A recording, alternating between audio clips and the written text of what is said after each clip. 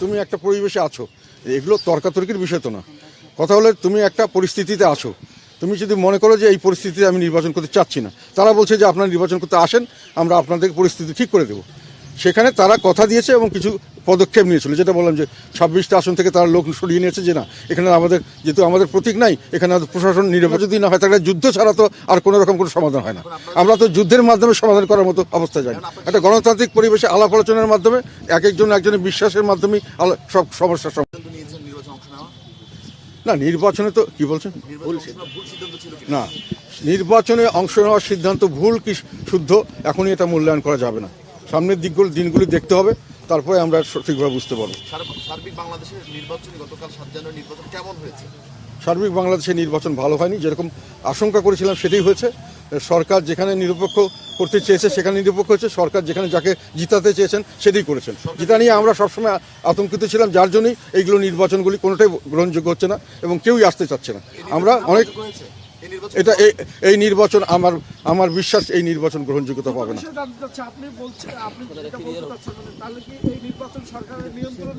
হ্যাঁ, সরকারের নিয়ন্ত্রণে নির্বাচন হয়েছে এবং সরকার যেখানে সুষ্ঠু করতে চেয়েছেন সেখানেই সুষ্ঠু করেছেন, যেখানে চাননি সেখানে করেননি, যেখানে তাদের যে ক্যান্ডিডেটকে পাশ করাতে চেয়েছেন আমাদের ধারণা মতো সেইভাবেই তারা ব্যবস্থা নিয়েছে।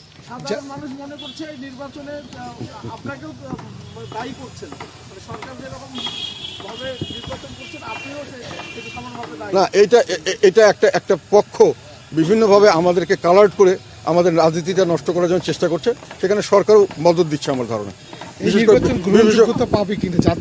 এটা তো আন্তর্জাতিক এবং জাতীয় ক্ষেত্রে গ্রহণযোগ্যতা পাবে কিনা এটা তো আমি এখন বলতে পারবো না, তবে আমার মূল্যায়নে এটা গ্রহণযোগ্যতা পাওয়ার কথা না। হ্যাঁ, না আমরা প্রত্যাখ্যান এখনো করছি না।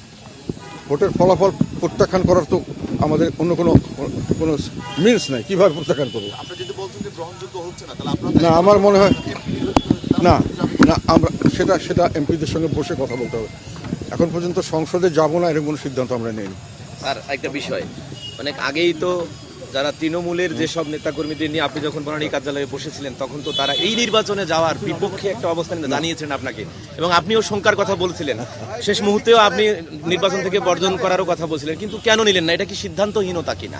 সিদ্ধান্তহীনতা, এটা হলো সঠিক সিদ্ধান্ত। তারা সিদ্ধান্তহীন, তাদের মতামতের পরে তারা পরিষ্কারভাবে বলেছে যে এখন সিচুয়েশনটা যেরকমভাবে চলছে অত্যন্ত অনিশ্চিত পরিবেশ, আমরা কোনো সিদ্ধান্ত সঠিকভাবে আপনাকে দিতে পারছি না, কাজে আপনি পরিবেশ বুঝে সিদ্ধান্ত নেবেন, এটাই ছিল সিদ্ধান্ত। আপনার নির্বাচন বর্জন করবেন এই কোনো সিদ্ধান্ত ছিল না, কাজে আমাকে বুঝে শুনে করতে হয়েছে। পরবর্তীকালে শিডিউল ডিক্লেয়ারের পর থেকে আমরা বিভিন্নভাবে বুঝতে পারলাম যে নির্বাচন বর্জন করা আমাদের মতো দলের পক্ষে হয়তো একটা সমস্যার সৃষ্টি করতে পারে। দলকে রক্ষা করা, দলীয় রাজনীতি রক্ষা করা, এটাতে একটা আঘাত আসতে পারে, এসব কারণে আমরা সিদ্ধান্ত নিয়েছিলাম। কাজে সিদ্ধান্ত তারা দিয়ে দেননি, তারা তাদের মতামত বলেছিলেন, পরে সিদ্ধান্ত নেওয়ার দায়িত্ব আমার উপর দিয়েছিলেন, যেটা আপনি ভালো মনে করবেন, এবং সেটাও তারা দিয়েছিলেন এই কারণে যে পরিস্থিতি তাদের কাছেও ঘোলাটে মনে হয়েছিল, তারাও পরিষ্কার বুঝতে পারছিলেন না যে নির্বাচন বর্জন করাটাই সঠিক সিদ্ধান্ত কিনা, কাজে তারা ওটা সিদ্ধান্ত নেননি। তারা আমাকে বলেছেন